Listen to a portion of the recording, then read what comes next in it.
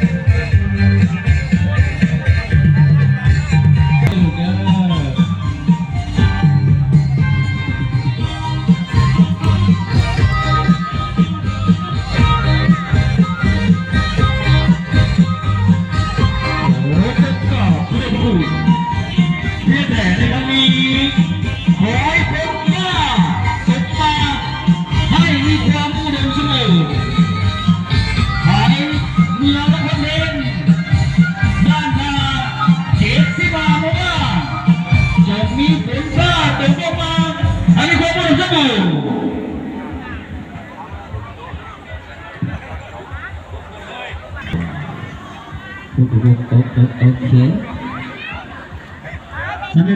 ว่าบ้านจะฟ้าเสียงงามอยู่บ่พี่น้องจากว่าบ้านจะฟ้าเสียงงามกับจักสิขอเสียงตัวมือดังๆสู้เกียรติให้เด้อทุกทางสุดประจำพื้นเมืองสุดพื้นเมืองกัน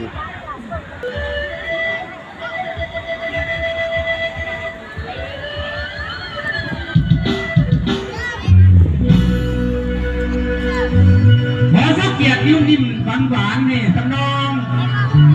ทางเราฮอกกันกันเด้อน้องสาวหลาบุกข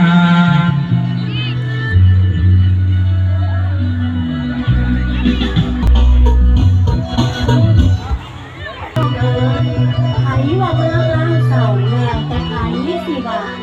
มัน10 บาทละกับแต่งตามหน่วยตายดอกนะพี่น้องเอ้ย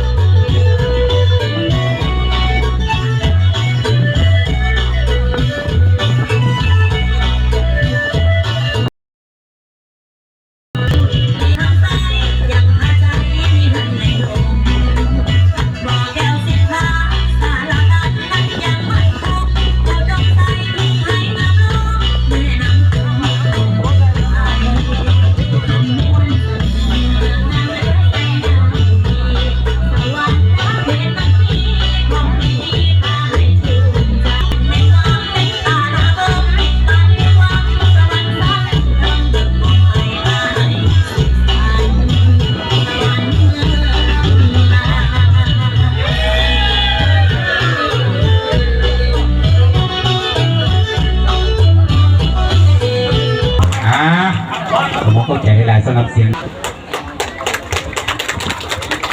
ดาวขอบใจเสียงปรบมือ